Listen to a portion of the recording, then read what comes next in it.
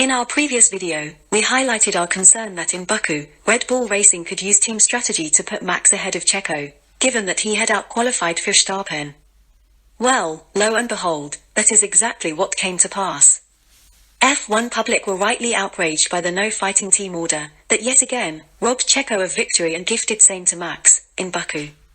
It is astonishing that Red Bull did this while the repercussions of the shocking team order, that robbed Perez of victory in Spain and gifted same to Max, are still reverberating through F1. The outrage from Spain caused Red Bull to declare publicly that both drivers were free to contest the championship. Yet, in a total lack of respect for the sport and its fans, Red Bull reversed themselves and, again applied team orders to rob Perez, and gift the most gifted driver in F1, another undeserved victory.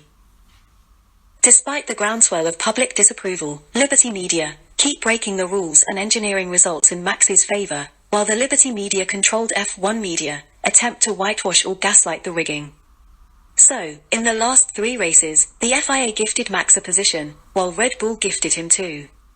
The toxicity of Max and Red Bull is reflected strongly on social media, but like lemmings, the Liberty Media-controlled F1 media continue to persist in their desperate efforts to sell a fake bill of goods. In Baku, the Liberty Media-controlled F1 media were again quick to come out in defense of Red Bull, gifting Max yet another victory that should have gone to Sergio.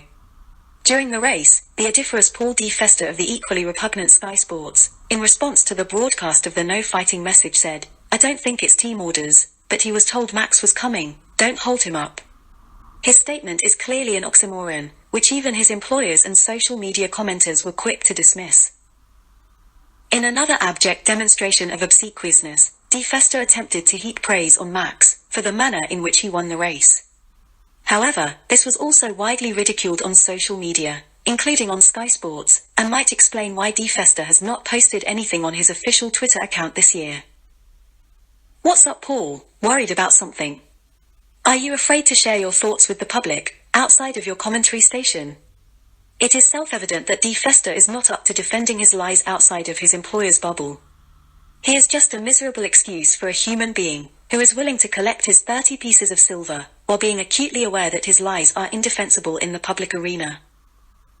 Post-race, the Liberty Media-controlled F1 media took advantage of Perez accepting the team orders, in the immediate aftermath of the race, to represent that all was well, even though the comments on their online articles or video clips showed otherwise. But will Checo continue to be accepting of the team order in the cold light of day, when he and his team have had time to process everything that transpired on and off track? What will happen when they start pondering the same questions that people are asking on social media? Like, how is it that Max disobeyed team orders to continue racing when he was behind Checo? How is it that it was Checo that suffered a convenient hitch during the pit stops?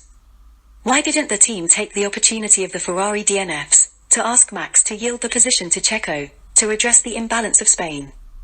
Why didn't Max concede the position himself, the way Sir Lewis did in Hungary 2017?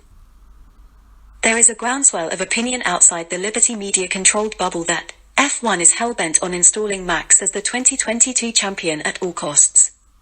The FIA are yet again breaking rules for his benefit, and Red Bull are sabotaging Sergio for him. What will happen when the viewing figures start telling the story of Max and Red Bull's toxic reign? There has never been any suggestion that Mercedes sabotaged Nico or Valtteri for Lewis during the period of Mercedes' dominance. On the contrary, it was Lewis that was sacrificed for Nico. The so-called boring dominance of Sir Lewis was full of wheel-to-wheel racing with both his teammates, Bottas and Rosberg. Can the same be said of Max? Seb and Charles fought on track. Will the same ever be said of Sergio and Max? The disconnect between the F1 public and F1 is becoming more marked, as demonstrated by the comments section of the online articles and videos attempting to whitewash the shame of Baku.